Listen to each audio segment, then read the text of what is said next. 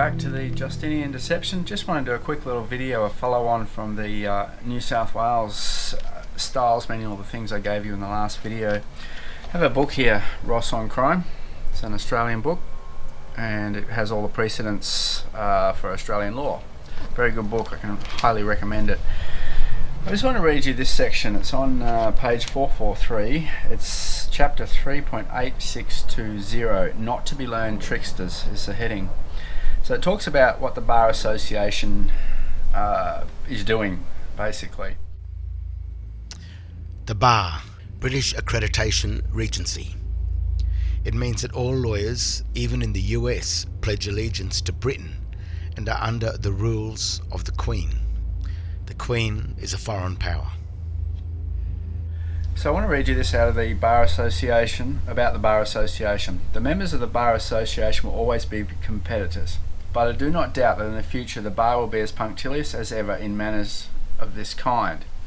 The reason that the Bar exists as a bar and that they stand as they do stand, a privileged class with certain rights and obligations, is that they are believed to be and expected to be honourable men, and if instead of being honourable men, anxious for honest, clean justice in the court, that they should cease to be that and become merely learned tricksters, the bar would not be in existence for very long. They would be no benefit or service to the public, but their learning would be dangerous and their tricks would be a never-failing source of trouble to the community. Now this is in a case called Swinburne and David Syme and Co. 1909 VLR 550 brackets FC, Madden Chief Justice said at 570 to 571, which was a quote I just read you. So guys, that's what the courts think about the bar. Now the bar have become learned tricksters. The Bar Association have, even the International Criminal Court has an International Criminal Court Bar Association. So they are operating every bar, and this is where the full capitals comes in, because they're offering you, it's almost like an option to hear the matter privately. Now I just want to show you in New South Wales something else we've found. Other than the Chicago Styles Manual is actually the official manual for the New South Wales Bar Association. You can look that up on their website. Just on the computer here. This is the Interpretations Act 1987, number 15, New South Wales legislation. So 45E, style changes, Roman numerals, colons and dashes, section 1D. So if you're going to write out legislation, this is giving you the way to do it, and it says you can write legislation with other changes to the format but not to the text, so that's the important part, of the legislation, so as to conform to the current style of the state, so the state being New South Wales or the administrator NSW. So I just went and wanted to find what the style of the state was, and that wasn't hard to do. So if we go here, this is the Australian Government Digital Style Guide, official website. You can look it up yourself. So if we go down here to capitalisation, capital letters are hard to read, keep them to a minimum. Use sentence case for most things. Capitalise the first word. So when they say capitalise, that is one capital letter. Full capitals is different to capitalise. Use title case for proper nouns. Capitalise the principal words. And if we go down further to nouns, use title case for proper nouns. So title case, one capital letter again. For example, names of people, places or organisations. Now this is a New South Wales style. This is the Act telling you if you're going to write anything about the legislation that you would use that style, which is one capital letter. So once again we're asking the question, why are we using the all capital letters? So even this is the Australian Government Official Styles Manual. I've spoken about this previously. Page 121 says exactly what that style set. It tells you one capital letter. And all the documents, so this is for writing legislation. So if you're writing legislation, well, any document, say a driver's license or a court document, anything coming from that legislation would have to be in the same style.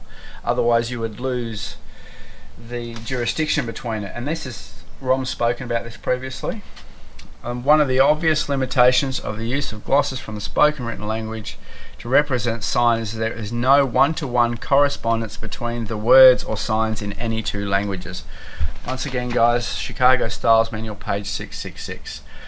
So the question I guess we need to answer, and I have actually made complaints about this to the Attorney General and New South Wales Police, is that there is actually a legislative requirement to be doing this, and they're not even doing it with their own documents. So this is where the fraud comes in. This is where the Bar Association is going to become a group of learned tricksters.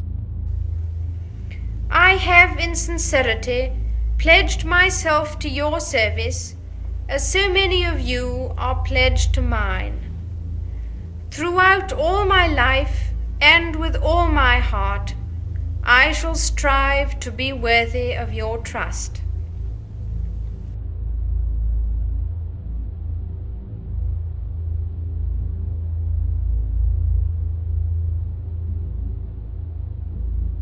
And I just wanted to show you 45E, guys, and I hope you enjoy it. And thanks for all the comments. Rom and I really do appreciate everything you've been doing, and thanks, Rom, for being my cameraman.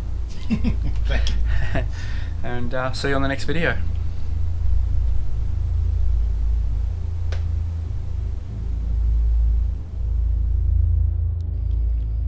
Conclusion.